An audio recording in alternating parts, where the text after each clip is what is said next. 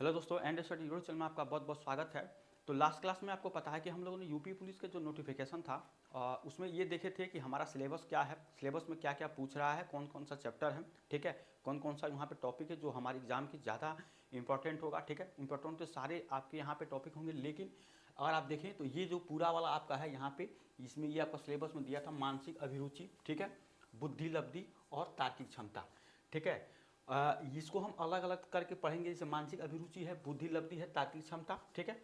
तो इसको अलग, जैसे पहले हम यहाँ मानसिक अभिरुचि देखेंगे, उसके बाद से बुद्धि लब्धि, उसके बाद तार्किक क्षमता। 1 से 2 क्लास आपको एक एक टॉपिक पे यहाँ पे मिल जाएगा और क्वेश्चन आपको अच्छा अच्छा यहाँ पे दिया जाएगा, जो कि आपको एग्जाम में जिस तरह से क्वेश्चन पूछा उसी का पैटर्न में पूछा जाएगा, ठीक है।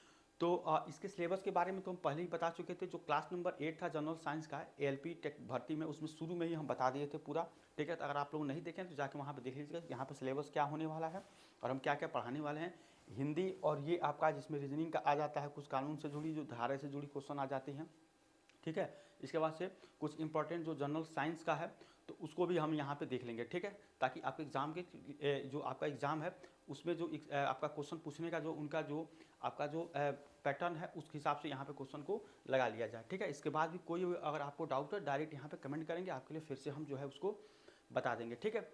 तो यहाँ पे हम देखेंगे सबसे पहले मानसिक अभिरुचि, ठीक है। इसका क्वेश्चन देखेंगे। अब देखिए क्वेश्चन इसमें किस तरह से बनता है। देखिए ये वाला आपको फर्स्ट क्वेश्चन ये इस तरह से आपको क्वेश्चन पूछेगा।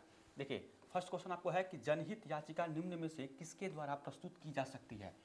अब देखिए इसी तरह से आपको यूपी पुलिस में क्वेश्चन पूछा जाएगा, ठीक है, सेम ऐसे ही क्वेश्चन आप देखिएगा। मानसिक अभिरुचि पार्ट वाइज क्वेश्चन आपको पूछेगा और वहाँ पे आपको जो इस तरह से इसको करना रहेगा। अब देखिए जनहित याचिका निम्न में से किसके द्वारा प्रस्तुत की जा सकती है, तो देखिए किसी भी व्यक्ति द्वारा, ठीक है, और देखिए यहाँ पे किसी भी अधिवक्ता द्वारा, ठीक है, किसी लोक सेवक द्वारा, किसी मान्यता प्राप्त सामाजिक संस्था द्वारा।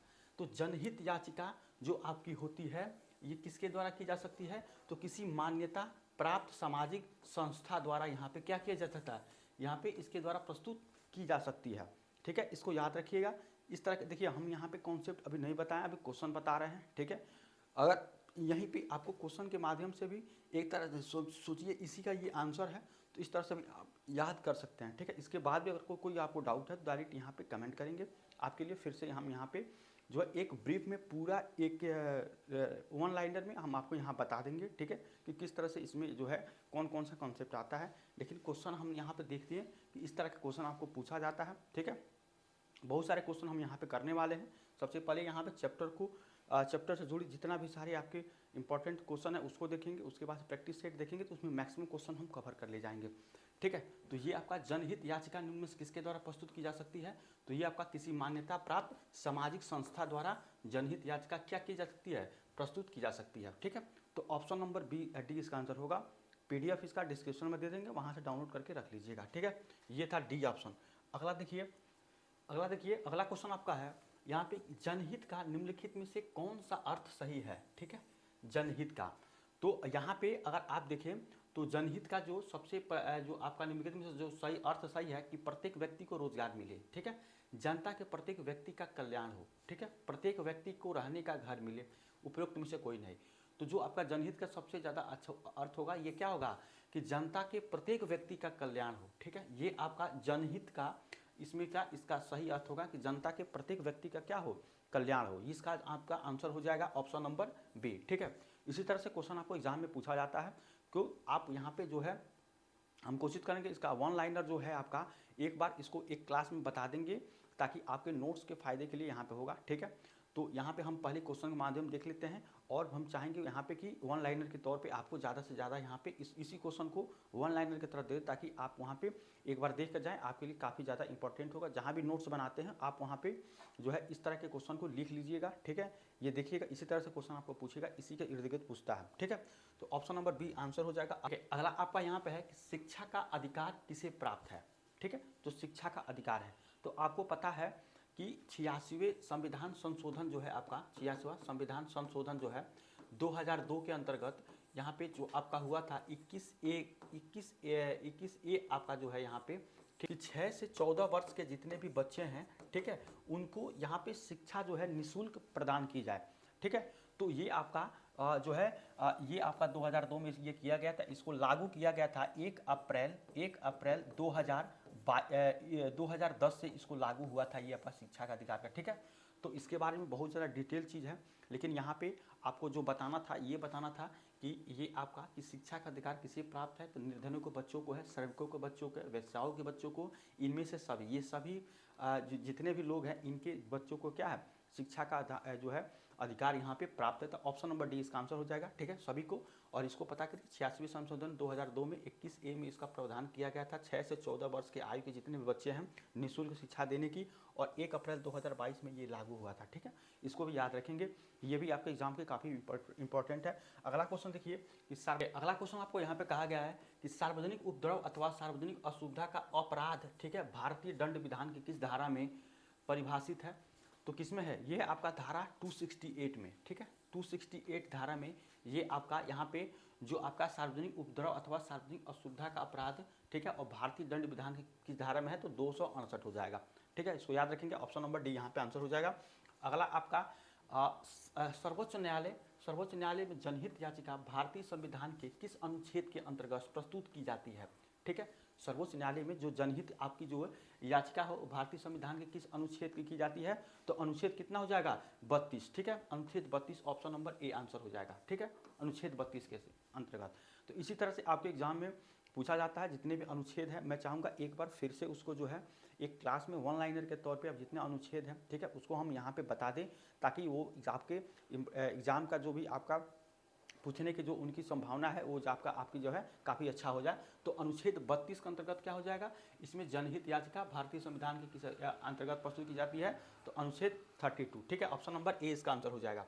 अगला है कि यहाँ पे जनहित वादों द्वारा निम्नलिखित में से कौन से प्रशासनिक कार्य नियंत्रित नहीं की जा सकते, ठीक है, तो जनहित वादों द्वारा निम्नलिखित में से कौन से प्रशासनिक कार्य नियंत्रित नहीं की जा सकती, तो कौन सा की जा सकती है, अगर आप देखें यहाँ पे ऑप्शन नंबर सी को, कि सरकार द्वारा पेट्रोल व डीजल की मूल्य वृद्धि करना, ठीक है, ये जो है ये नहीं की जा सकती, ठीक है, सरकार द्वारा पेट्रोल और डीजल की मूल्य वृद्धि करना, ये ऑप्शन नंबर सी यहाँ पे हो जाएगा, ठीक है। इस क्वेश्चन को पहले हम देख चुके थे तो यहाँ पे डायरेक्ट बता दिए हैं, अगर आप देखें तो ऑप्शन नंबर सी इसका सही आंसर हो जाएगा कि कौन सा नियंत्रित नहीं की जा सकती, तो ऑप्शन नंबर सी हो जाएगा, ठीक है, तो ये हो जाएगा आपका आंसर। इसके बाद भी अगर आपको कोई डाउट है डायरेक्ट यहाँ पे कमेंट करें।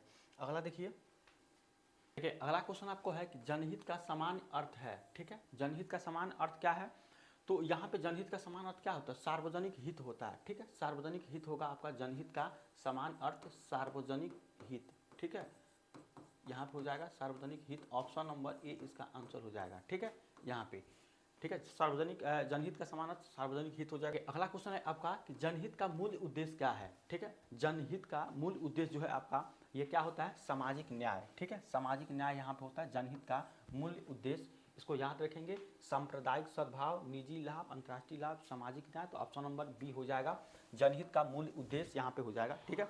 अगला देखिए, अगला है आपका कि जनहित किसे संपोषित करती है, ठीक है, जनहित किसे संपोषित करती है, तो मानव के अधिकार को, ठीक है, मानव के अधिकार को क्या करती है, संपोषित करती है, ये इसका आंसर हो जाएगा, ऑप्शन नंबर सी यहाँ पे, जो जनहित का संपोषित किसे करती है, तो मानव के जो अधिकार हैं उनको क्या करती है, संपोषित करती है, ठीक है, तो ये आपका आंसर हो जाएगा ऑप्शन नंबर। देखिए अगला क्वेश्चन आपको यहाँ पे कहा गया है कि राजनीतिक विज्ञान ने किसे महत्वपूर्ण माना है, ठीक है, राजनीति विज्ञान ने किसे महत्वपूर्ण माना है, तो व्यक्ति हित, ठीक है, व्यक्ति हित, जो राजनीतिक विज्ञान ने किसे महत्वपूर्ण माना है, व्यक्ति हित को, जनहित को, राष्ट्रीय हित को, सामुदायिक हित को, तो यहाँ पे जनहित को जो राजनीतिक विज्ञान किसे माना है, जनहित को यहाँ पे महत्वपूर्ण इंपॉर्टेंट माना है, ठीक है, इसको याद रखेंगे। इसी तरह से आपको एग्जाम में क्वेश्चन पूछेगा, ठीक है। इसके बाद से है आपका भारतीय संविधान के किस भाग में मूल अधिकारों की चर्चा है, ठीक है, तो भाग 3 में, ठीक है, जो आपका भाग 3 है इसमें क्या है कि भारतीय संविधान के किस भाग में इसको किया गया, तो भाग 3 में मूल अधिकार जो हमारे हैं, ठीक है, इसकी चर्चा है, ठीक है, भाग 3 में, इसको याद रखेंगे, ठीक है। अगला क्वेश्चन देखिए आपका, जनहित को किससे जोड़कर देखा जा सकता है, ठीक है, तो जनहित को किसे जोड़कर देखा जा सकता है, तो राष्ट्रीय हित को, ठीक है, राष्ट्रीय हित को यहाँ पे जोड़कर, जनहित को किससे जोड़कर देखा जा सकता है, तो राष्ट्रीय हित को जोड़कर देखा जा सकता है। देखिए क्वेश्चन के फॉर्म में अगर आप कई सारे मतलब मैक्सिमम क्वेश्चन लगाएंगे तो बहुत सारा कॉन्सेप्ट आपका क्लियर हो जाता है, ठीक है, और आपको ये पता चलता है कि किस कॉन्सेप्ट से किस तरह से क्वेश्चन पूछा जाता है। तो क्वेश्चन लगाने की खूब प्रथा करिए, ठीक है, क्वेश्चन के हिसाब से आप जो है वहाँ पे कॉन्सेप्ट निकाल लीजिए कि कौन से कॉन्सेप्ट से ज़्यादा क्वेश्चन पूछा जा सकता है। जैसे ये देखिए जनहित के बारे में हमने कई सारे क्वेश्चन लगाए, बहुत ज़्यादा जनहित से जुड़ी क्वेश्चन बहुत बन रहा है, ठीक है। यानी कि एग्जाम में पूछे जाने की अगर क्वेश्चन यहाँ से बनता है तो ज़्यादातर क्वेश्चन यहाँ से बनेगा, ठीक है। इस तरह से याद रखिएगा। ऑप्शन नंबर सी हो जाएगा राष्ट्रीय हित। जनहित को किससे जोड़कर देखा जा सकता है, तो राष्ट्रीय हित से, ठीक है। इसके बाद से अगला है कि पश्चिमी देशों में जनहित को प्रेरित करने वाला आयाम है, ठीक है। पश्चिमी देशों में जनहित को प्रेरित करने वाले आयाम क्या है, पूंजीवाद है, ग्लोबलाइजेशन है, ठीक है। जो पश्चिमी देशों में है उसको जनहित को आयाम क्या है, पूंजीवाद, ग्लोबलाइजेशन, न्याय व्यवस्था, नैतिकता।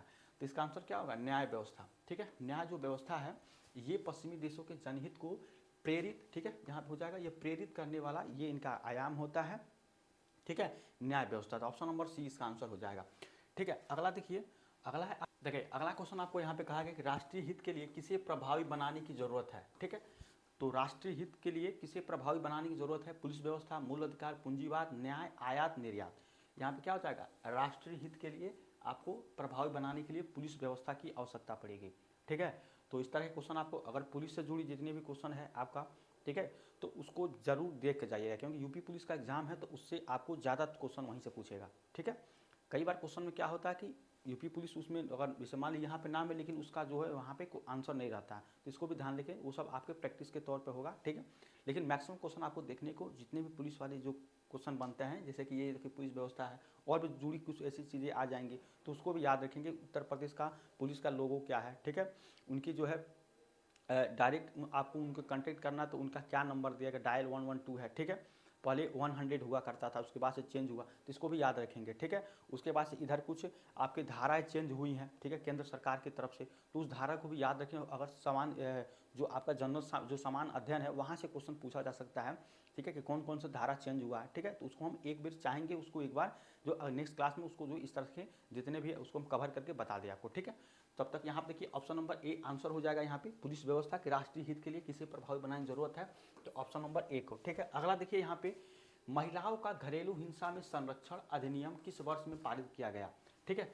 तो महिलाओं का घरेलू हिंसा में संरक्षण अधिनियम किस वर्ष में पारित किया गया, तो कब किया गया था, 2005 में, ठीक है। 2005 में इनके जो है आपके घरेलू हिंसा के संरक्षण अधिनियम 2005 में पारित किया गया था। ऑप्शन नंबर डी यहाँ पे आपका आंसर हो जाएगा, ठीक है। अगला देखिए कि घरेलू हिंसा में निम्नलिखित में से क्या शामिल नहीं है, ठीक है। घरेलू हिंसा में निम्नलिखित में से क्या शामिल नहीं है, तो यहाँ पे ऐसा कार्य जिससे महिला के शारीरिक स्वास्थ्य को खतरा हो, ठीक है, तो ये तो आपका शामिल है यहाँ पे, ठीक है। बाकी है आपका ऐसा कार्य जिससे महिला के मानसिक स्वास्थ्य को क्षति हो, ये भी आपका शामिल है, ठीक है। दहेज की मांग के कारण महिला का उत्पीड़न, ये भी आपका शामिल है। थकाने वाला अधिक घरेलू कार्य करना, ठीक है, तो ये आपका ऑप्शन नंबर डी यहाँ पे आंसर हो जाएगा। थकाने वाला अधिक घरेलू कार्य करना, ये आपका यहाँ पे जो है शामिल नहीं है घरेलू हिंसा में, तो ऑप्शन नंबर डी इसका आंसर हो जाएगा। बाकी ये तीनों आपके शामिल है, ठीक है। तो इस कुछ चीज़ को यहाँ पे याद रखेंगे, ऑप्शन नंबर डी यहाँ पे आंसर हो जाएगा। अगला है घरेलू हिंसा में निम्नलिखित में से क्या क्या शामिल है, ठीक है। घरेलू हिंसा में निम्नलिखित में से क्या क्या शामिल है, इसको याद रखेंगे, ठीक है। तो क्या है कि महिला पर चरित्रहीन होने का आरोप लगाना, ठीक है।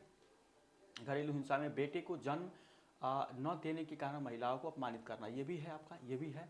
महिला को या उसके बच्चे को जान से मारने की धमकी देना, ये भी आपका है। तो इसका आंसर क्या हो जाएगा, ऑप्शन नंबर डी। यहाँ पे उपरोक्त सभी यहाँ पे क्या हो जाएगा, घरेलू हिंसा में ये आपके यहाँ पे आपके हो जाएंगे शामिल, ठीक है। सारे ये आपके हो जाएंगे, ठीक है, ए बी सी, ठीक है। तो इसको भी याद रखें। इसी तरह से क्वेश्चन आपको पूछा गया। अगला क्वेश्चन आपको यहाँ पे कहा गया है कि जब पिता रात को ड्यूटी देते हैं, ठीक है, और माता दिन में, ठीक है, तो बच्चे प्रायः सड़क पर क्या ड्यूटी देते हुए मिलते हैं, यह किसका कथन है, तो ये आपका मार्टिन जो है आपका न्यूमेयर का कथन है, ठीक है। ऑप्शन नंबर डी यहाँ पे हो जाएगा, मार्टिन न्यूमेयर, ठीक है, ऑप्शन नंबर डी। इसके बाद से अगला है, देखिए अगला क्वेश्चन है आपका बाल अपराध का सबसे महत्वपूर्ण कारण अपराधी क्षेत्र है, यह कथन किसका है, ठीक है। बाल अपराध का सबसे महत्वपूर्ण जो आपका यहाँ पे कारण अपराधी क्षेत्र है, यह कथन किसका है, तो शेल्डन और ग्लूक, ठीक है, शेल्डन और ग्लूक। यहाँ पे ऑप्शन नंबर सी इसका आंसर यहाँ पे हो जाएगा, ठीक है। तो ये था हमारा आज का क्लास। उम्मीद करते हैं कि आपको आज का क्लास अच्छा लगा है। अगर कोई भी डाउट है, कोई भी दिक्कत है, आप डायरेक्ट यहाँ पे कमेंट करेंगे, आपके लिए फिर से हम यहाँ पे क्वेश्चन को बता देंगे। मैक्सिमम क्वेश्चन ऐसे इंपॉर्टेंट और भी सारे एग्जाम में है, तो सॉरी और भी सारे जो है यहाँ पे हमको देखना है, ठीक है। तो उसको नेक्स्ट क्लास में देखेंगे। ये हमारा फर्स्ट क्लास था और ऐसे ही आपको कंटिन्यू क्लास यहाँ पर मिलता रहेगा। शाम को 7 बजे आपको हिंदी मिलेगा, ठीक है, और जीएस के लिए जो है हम अभी टाइम शेड्यूल नहीं किया है, लेकिन वो भी हम शेड्यूल कर देंगे आपके लिए। आप चाहें तो वहाँ से जो है हम आपको बता भी देंगे, तो वहाँ से जाके आप देख सकते हैं। ठीक है, तो मिलते हैं नेक्स्ट क्लास में, तब तक थैंक यू सो मच।